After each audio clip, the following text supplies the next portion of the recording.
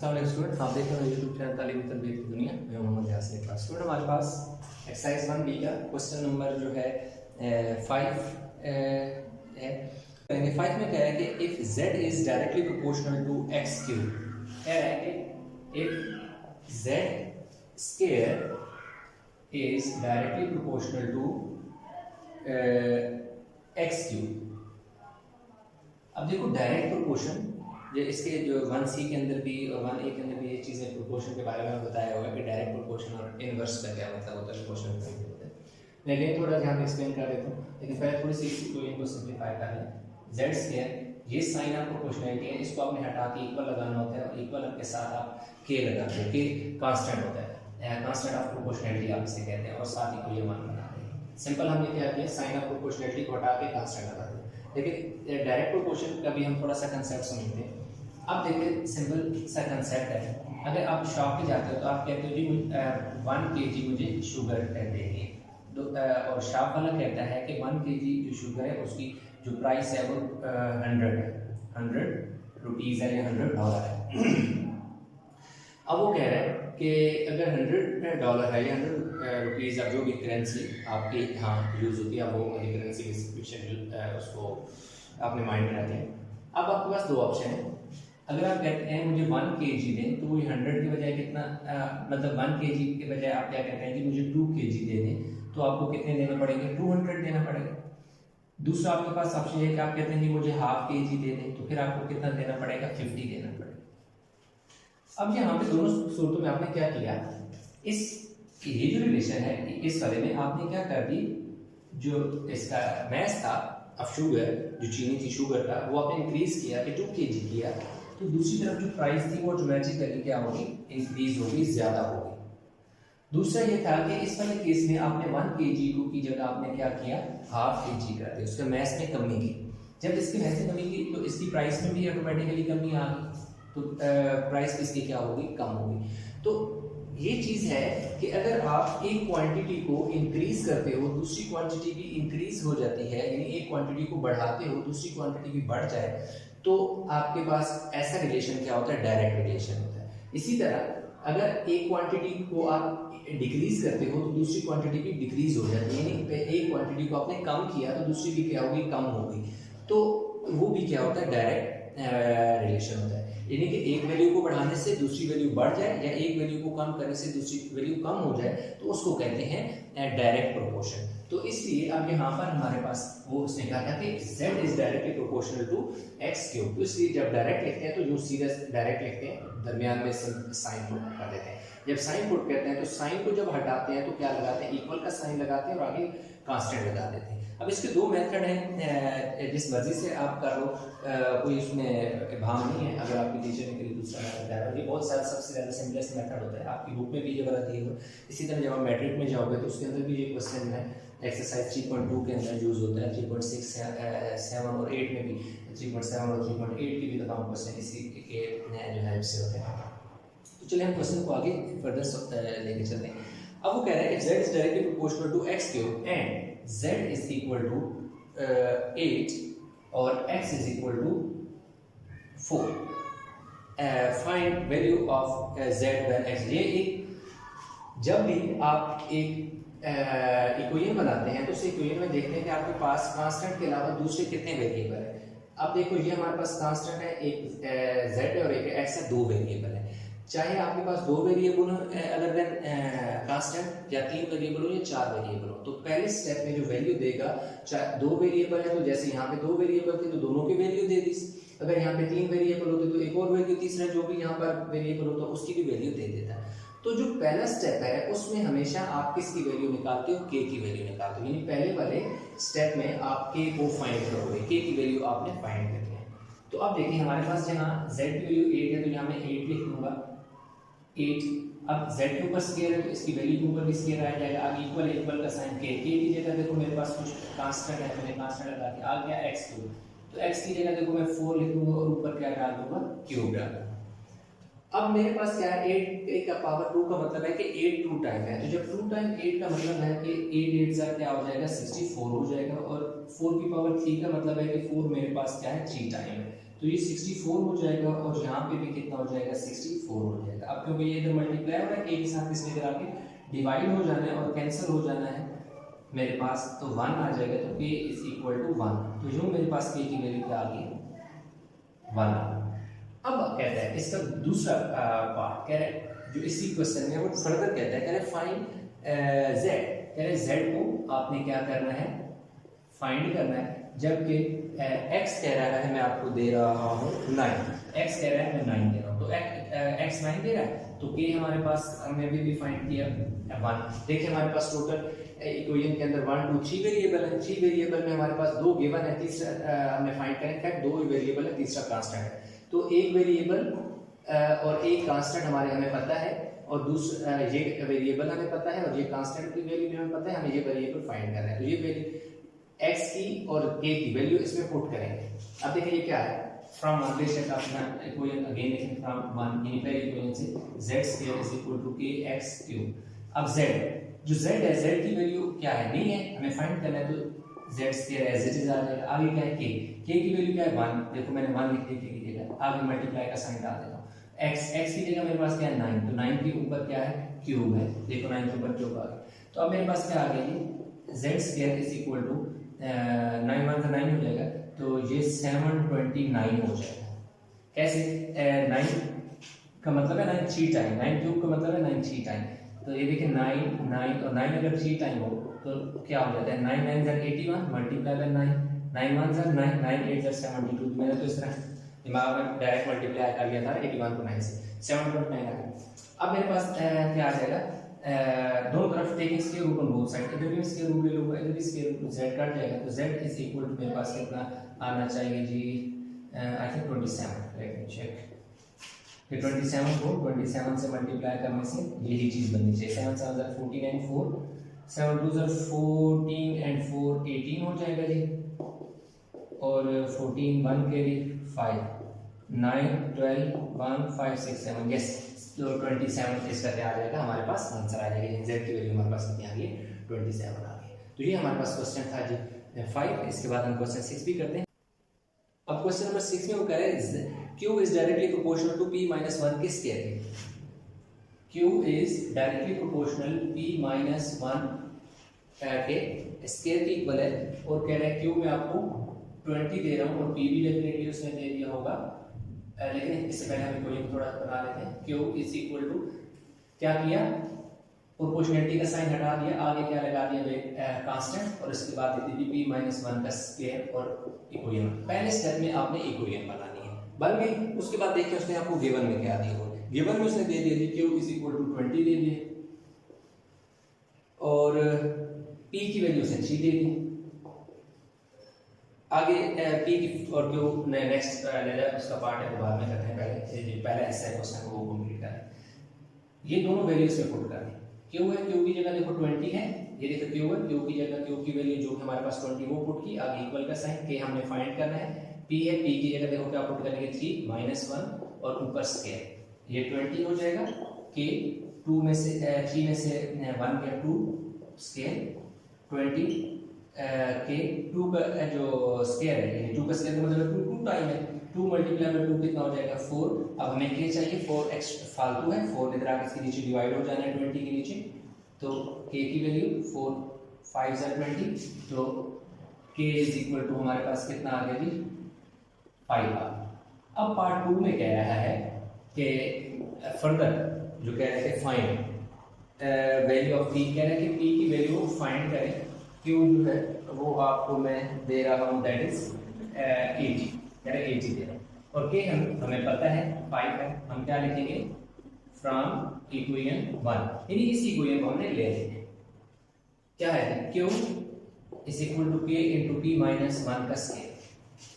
अब जो इस इक्वेशन में हमें पता है वैल्यू वो पुट कर देंगे, q हमें पता है कितना है जी 80, तो q की जगह में देखो मैंने 80 पुट कर दिया, इक्वल का साइन इसी तरह, k हमें पता है दैट इज 5 और p फाइंड करना है, तो इसलिए p - 1 का whole square as it is है। अब 5 मल्टीप्लाई हो रहा है तो इसमें इधर इसके नीचे आके क्या हो जाना है डिवाइड हो जाना है, इधर आके डिवाइड हो गया और p - 1 का क्या आ गया स्क्वायर आ गया, 5 1 ज़र 5 6 ज़र 30, यानी 5 का टेबल 80 पे 16 टाइम जाता है, तो हमारे पास क्या आ जाएगा, ये 16 is equal to p minus 1 का स्क्वायर। इसको मैं प्रॉपर ऑर्डर में लिख देता हूँ, इसको इधर लिख देता हूँ, p माइनस 1 का स्क्वायर इज इक्वल टू 16। अब क्या है कि एक और चीज़ आपके जहन में होगी, देखें जी ये वाला इस तरफ आया तो ये वाला उस तरफ गया, तो इनके साइन क्यों नहीं चेंज? देखो जब ये वाला इधर आएगा तो इसके साथ भी माइनस होगा, इधर जाएगा तो उधर माइनस होगा, तो माइनस माइनस कट जाता है, प्लस हो जाता है। तो आप लिख सकते हो दोनों को आप दोनों शफल करते हो तो साइन चेंज करने की जरूरत नहीं पड़ती। अब taking square root on both side, taking square root on both side, इन दोनों तरफ स्क्वायर रूट हम लेंगे। ये कट गया, p minus 1 is equal to कितना आ गया जी, प्लस माइनस 4 आ गया। इसका सिर्फ स्क्वायर रूट हमने खत्म किया तो हमारे पास क्या आ गया, प्लस माइनस 4 आ गया। अब प्लस माइनस 1 क्यों लिखा, क्योंकि देखिए हमारे पास ये जो माइनस है ना, जब उधर जाएगा तो इसमें वेरिएशन आएगी, दो वैल्यू हमारे पास है। स्क्वायर रूट को जब हमने उड़ाया तो हमारे पास जब भी हम खत्म करते हैं तो पॉसिबिलिटी हमारे पास होती है। अब दो इक्वेशन बनेगी, p minus 1 is equal to 4, p minus 1 is equal to minus 4। इन्हें ये जो हमारे पास p माइनस 1 है, एक दफा प्लस के 4 के इक्वल होगा और एक दफा माइनस के 4 के इक्वल होगा। तो अब देखें p ये इक्वल का साइन 4, ये जो माइनस 1 है जब उस तरफ गया तो प्लस हो गया, तो p की वैल्यू हमारे पास कितनी आ गई है, 5 आ गई। दूसरा p is equal to minus 4 is equal to minus 4, ये जो माइनस 1 है जब उधर जाएगा तो प्लस 1। अक्सर स्टूडेंट क्या करते हैं कि जब इधर लेके जाते हैं तो साइन इसका चेंज किया होता है, इसका साइन चेंज नहीं किया होता। तो देखो साइन उस नंबर का चेंज होगा जो इक्वल से दूसरी तरफ जाएगा। तो ये देखो इक्वल इसी तरह, माइनस इसी तरह, 4 इसी तरह, ये जो माइनस 1 है ना ये उस तरफ गया ना, तो साइन तो इसका चेंज होने, तो हमारे पास p is equal to minus 3 आ गया। 4 में से 1 गया 3, 4 इज ग्रेटर देन 1, इसलिए 4 के साथ जो साइन है दैट इज माइनस, तो आंसर के साथ माइनस आएगा। तो स्टूडेंट हमारे पास इस एक्सरसाइज का क्वेश्चन नंबर आ गया जी 7। इसमें देखो उसने हमें एक टेबल दिया हुआ है, कह रहा है कि given that y is directly proportional to x cube, y is directly proportional to x cube, तो y is equal to kx cube। अब ये चीज़ से मैं शुरू के लेक्चर में जो बाकी के क्वेश्चन हैं उन्हें बता चुका हूँ कि हम क्या करते हैं कि प्रोपोर्शनैलिटी को हटा के इक्वल का साइन लगाते हैं और कांस्टेंट लगाते हैं। k क्या है, कांस्टेंट है, x cube as it is इसको, और y इस तरह से को ये मान के ये जो साइन है ये साइन ऑफ प्रोपोर्शनैलिटी होता है, ठीक है। अब ये यहाँ तक बात होगी। और दूसरा क्या है, डायरेक्ट बात करते हैं, डायरेक्टली प्रोपोर्शनल का कंसेप्ट मैं पहले भी क्वेश्चन में बता चुका हूँ, अभी भी बता देता हूँ कि डायरेक्टली प्रोपोर्शनल का ये मतलब होता है कि अगर आपके पास 1 kg शुगर जो है वो $100 या 100 रुपीज़ की है, तो आप क्या करते हैं कि आप शॉपकीपर को कहते हैं कि मुझे 2 kg दे। अगर 2 kg देंगे तो वो आपको क्या कहेगा 200 दे, या इनकेस हम डॉलर है तो $200 दे। तो इसमें क्या है कि आपने इसका मैथ्स बढ़ाया, प्राइस क्या होगी, ऑटोमेटिक बढ़ गई। तो ये क्या है, डायरेक्टली प्रोपोर्शनल है, यानी मैथ्स और प्राइस एक दूसरे के डायरेक्टली प्रोपोर्शनल है। दूसरा आपके पास ये है कि आप कहते हैं 1 kg की जगह मुझे ½ kg दे दो, ½ kg दोगे तो आपको क्या कहेगा, आप 50 रुपीज़ या $50। इस वाले में आपने क्या कर दिया, मैथ्स में कमी की, जब मैथ्स में कमी की तो प्राइस में ऑटोमेटिक कमी हो गई। तो ऐसा रिलेशन जिसमें एक वैल्यू को बढ़ाने से दूसरी वैल्यू बढ़ जाए या एक वैल्यू को कम करने से दूसरी वैल्यू भी कम हो जाए, तो इसको क्या कहते हैं, डायरेक्ट प्रोपोर्शन, ठीक है। तो डायरेक्टली प्रोपोर्शनल, ठीक है। अब हमारे पास ये तो इक्वेशन बना ली, अब उसने टेबल दी। जैसे कि शुरू में मैंने क्वेश्चन में बताया था कि इक्वेशन के अंदर जितने वेरिएबल होते हैं उसने वैल्यू गिवन की होती है। जैसे इसमें हमारे पास y और x हमारे पास दो वेरिएबल हैं और k कांस्टेंट है, उसे हमने फाइंड करना है। तो पहले स्टेप में हमने हमेशा k को फाइंड करना होता है। तो इसका मतलब है कि ये जो उसने सारी दी हुई है इसमें हम वो वाली वैल्यू लेंगे जहां पर इन दोनों वेरिएबल की वैल्यू दी होगी। तो इस वाले हिस्से में अगर आप देखो, ये वाला जो पोर्शन है इसमें देखो x की वैल्यू भी उसने हमें ये दे दी और दूसरा y की वैल्यू भी उसने हमें दे दी। तो इसलिए हम ये दोनों वैल्यू देंगे।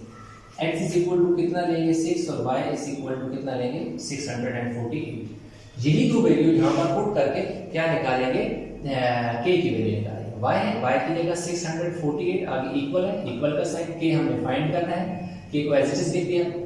x की वैल्यू कितनी है 6 है, इधर क्यूब है तो ऊपर क्यूब डाल दो। अब हमारे पास क्या है 648 इज इक्वल टू k, और 6 का मतलब है कि क्यूब का मतलब है कि 6 जो है वो 3 टाइम है। 6 क्या है 3 time. 648 is equal to k और 6 को 3 दफा मल्टीप्लाई करने से 216 आता है। 6 6 36, 36 6 216। अब 216 इधर मल्टीप्लाई हो रहा है, इधर आप उसमें क्या हो जाना है, डिवाइड हो जाना है, क्योंकि उस तरफ ये क्या हो रहा है, डिवाइड हो रहा है, इधर आप इसे मल्टीप्लाई हो रहा है, इधर आप इसे डिवाइड हो रहा है। अब देखिए जी हमारे पास ये कितना आ जाएगा जी, चेक करते हैं कि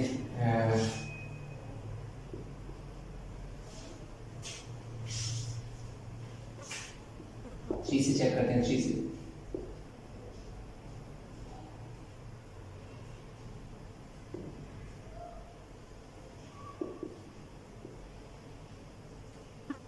614, यस ये देखिए 3 6 18, 18 के 1 के 3 1 3 और 1 4 और 3 2 6, तो 216 का टेबल कितनी दफा जाएगा, 3 टाइम जाएगा, तो k की वैल्यू हमारे पास कितनी आ जाएगी, 3। अब k की वैल्यू 3 हमारे पास आ गई है, तो अब हम क्या करते हैं, हम सिंपल कैलकुलेटर पे भी डिवाइड कर सकते हैं। मैं इधर कैलकुलेटर्स को कम यूज करता हूँ। अब देखिए हमारे पास ये वाले पहला हिस्सा है, इसमें हमारे पास x जो है 3 है, y देखो है ही नहीं, y फाइंड करना है, और k हमारे पास कितना है, 3 है, ये देखिए 3। हम कौन सी इक्वेशन लेंगे, फ्रॉम इक्वेशन 1, ये वाली इक्वेशन हम क्या करेंगे, ले लेंगे, that is y is equal to kx3। y find करना है, y को ऐसे लिख दो, इक्वल को भी ऐसे, k की वैल्यू कितनी है, 3 लिख दी, x की जगह कितना है जी, 3 है, 3 पुट कर देंगे और ऊपर क्यूब, तो y is equal to 3 multiply by 27। अब ये 27 देखो कैसे हुआ, 3 की पावर 3 का मतलब है कि 3 दफा, 3 3 9 9 3 27। अब देखो 27 3 कितना हो जाएगा जी, 81 हो जाएगा, नहीं 27 को 3 से मल्टीप्लाई करने से ये आ गया। अब हमारे पास कौन सा ये वाला फिल करेंगे, तो हम x की वैल्यू क्या लेंगे 4, y की वैल्यू हमें क्या करनी है, फाइंड करनी है, कि हमारे पास कितना है जी 3 फ्रॉम 1, ये वाली इक्वेशन। अब हमने y फाइंड करना है, y को एज इट इज लिखेंगे, इक्वल k है, k की जगह देखो 3 पुट करेंगे, x है, x की जगह उसने कितना दे दिया 4, और 4 के ऊपर क्यूब ले लेंगे, क्यों, क्योंकि यहाँ x की वैल्यू के ऊपर क्यूब है। 3 4 का क्यूब का मतलब कितना हो गया जी 64। अब 64 का किस तरह कि 4 4 16, 16 4 64, यानी 4 को 3 दफा मल्टीप्लाई करने से क्या होता है 64 होता है। अब 64 को 3 से मल्टीप्लाई करें, 3 4 12 192, ये कैसे 3 4 12 12 के 2 1 के 3 6 18 और 192, 192, ये देखिए हमारे पास कितना आ गया 192। अब हमने क्या करना है कि ये y हमें गिवन है, x फाइंड करना है, x हमने क्या करना है फाइंड करना है, y हमें कितना है 375 है, k हमारे पास 3 है, फ्रॉम 1 अगेन 1 इक्वेशन 1 को आप ले लेंगे, इक्वेशन 1 आपके पास कौन सी है, ये y आपके पास कितना है 375 का, लिख दें। आगे देखिए क्या है, इक्वल का साइन पुट कर दो, इससे आगे क्या है k आपके पास कांस्टेंट है, ये देखो यहाँ पे हमने फाइंड किया होता है, ये इधर लिखा हुआ भी है 3। आगे क्या है x हमने क्या फाइंड करना है, x का क्यूब है, इधर फाइंड। अब ये 3 इधर मल्टीप्लाई हो रहा है, तो इस तरफ से आगे क्या हो जाना है डिवाइड हो, और इस तरफ क्या है x क्यूब, 3 1 3 3 2 6 3 5 15, क्या हुआ, यानी 3 का टेबल 375 पे कितनी दफा जाता है 125 है, तो 125 is equal to x cube, इधर भी क्यूब रूट, इधर भी क्यूब रूट ले लें। चलिए इसको मैं मज़ीद थोड़ा सा सिंपलीफाई करता हूँ आपको कि आसानी के लिए, मैं आपको स्टैंडर्ड समझ में। अब देखो 125 is equal to x cube, ये जो 125 है जब हम इसका एलसीएम लेते हैं तो 5 जो है वो कितनी दफा आ जाता है, 3 दफा आ जाता है। अब 125 का एलसीएम लो ना ऐसे, 5 2 10 2 है, ठीक है, 5 5 25, 5 5 25, 5 1 5। तो अब हमारे पास क्या आ गया 5 की power 3 is equal to x की पावर 3। अब आप क्यूब रूट इधर भी ले लो और क्यूब रूट इधर भी ले लो, इसके क्यूब से क्यूब रूट, इससे क्यूब से क्यूब रूट कैंसिल, तो 5 इज इक्वल टू x, तो x की वैल्यू कितनी आ गई 5 यहाँ। अब इसका लास्ट पार्ट रह गया है, वो कौन सा है, ये वाला y उसने हमें कितने दे दिया 1029, x हमने फाइंड करना है कि हमारे पास 3 है, फ्रॉम 1 इक्वेशन 1 को ले लो, इक्वेशन 1 क्या है y की जगह उसने हमें क्या दे दी 1029 इक्वल, आगे क्या देखिए k की वैल्यू हमारे पास दे देखो 3 है, यहाँ पे मैंने लिखी भी है 3, और एक्स क्यूब इसी तरह एक्स क्यूब है, एक्स की जगह एक्स है। अब 1029 divide by 3 is equal to x cube. अब ये 3 मल्टीप्लाई हो रहा था, इसके नीचे आके क्या हो गया, डिवाइड हो गया। 3 3 जार 9, 1 12 बन गया, 3 4 जार 12 और 3 3 जार 9, 3 4 3 is equal to x cube. अब देखो 3 4 3 का भी आप ऐसे करो, 3 4 3, 7 4 जार 28, इधर 28 चलेगा 64 से, तो पीछे कितने बचे 34 से, 28 34 से चले गए 6, इधर आगे 63, 7 9 जार 63, 7 7 जार और 7 9 जार। इसका मतलब है कि 7 हमारे पास यहाँ पे कितनी दफा आ जाता है, 3 टाइम आ जाता है एक्स को। अब यहाँ 7 की power 3 is equal to x की power 3, taking cube root on both sides. अब आपने क्या करना है, दोनों तरफ क्यूब रूट ले लेना है, इधर भी क्यूब रूट और इधर भी क्यूब रूट, क्यूब से क्यूब रूट, क्यूब से क्यूब रूट, तो x की वैल्यू हमारे पास कितनी आ गई है 7, और यहाँ पे तो 7। उसने क्या काटा थी, कॉपी एंड कंप्लीट। अब देखिए जी हमारे पास कॉपी एंड कंप्लीट वाला काम क्या हो गया, पूरा हो गया। इस पूरे टेबल को जो है हमने कंप्लीट कर लिया।